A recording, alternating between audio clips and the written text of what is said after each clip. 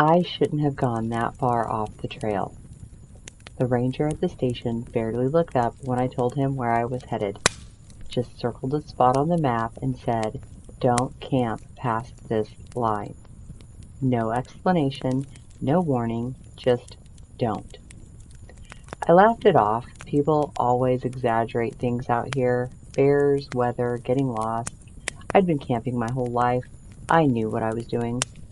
Or at least, I thought I did. It was already getting dark when I crossed the line he marked. Nothing changed at first. Same trees, same wind, same silence.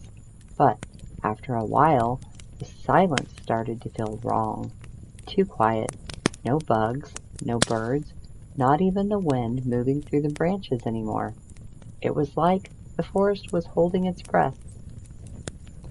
I set up my tent anyway, built a small fire, ate quickly, told myself I was just being paranoid, but that feeling didn't go away. It sat in my chest, like something was watching me from just beyond the trees. That's when I heard it, my name, soft, distant. Hey! I froze, listened, nothing.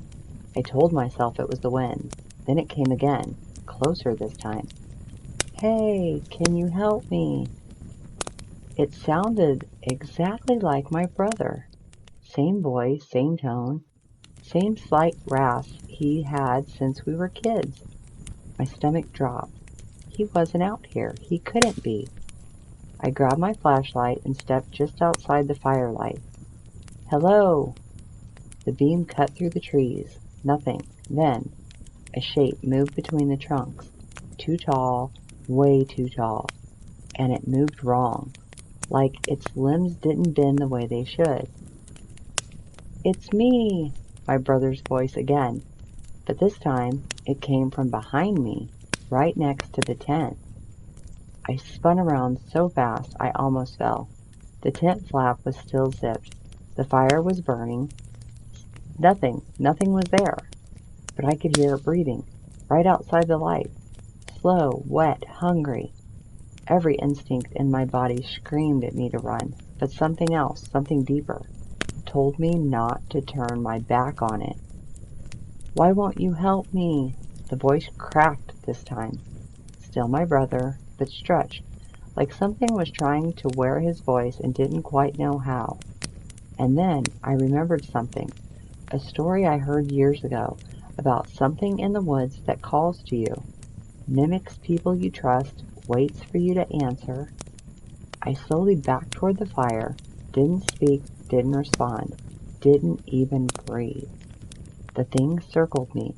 I could hear it in the trees, heavy steps, branches snapping, but every time I turned the light towards it, nothing.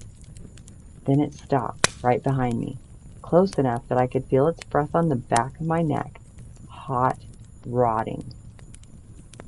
"You already did." My blood ran cold.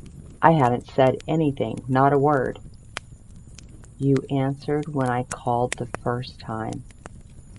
That's when I realized, back when I first heard my name, I had responded. Just once. A quiet hello.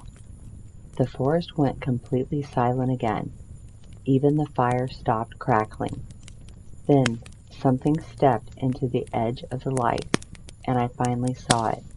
It was tall, impossibly tall. Skin stretched tight over bones that looked too long for its body. Its arms hung almost to the ground, fingers thin and sharp like broken branches. And its face, God, its face looked like it was trying to remember what a human face was supposed to be. And then it smiled. Not wide, not fast, just slow, like it knew something I didn't. "I know you now." The fire went out, just gone, like it had never been there. I don't remember running. I just remember waking up at the ranger station the next morning, covered in dirt, feet torn up, no gear, no tent, nothing.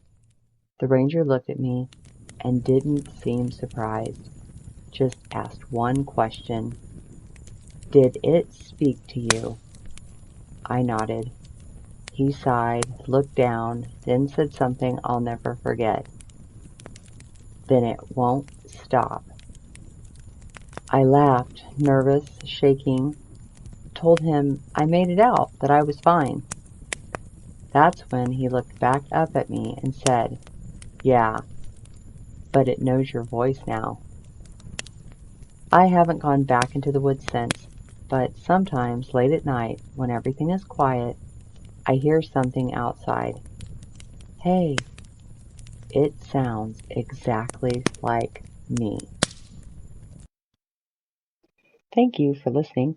I hope you enjoyed tonight's story. Subscribe and turn on notifications so you don't miss out on the next scary story. And remember, it's just a story.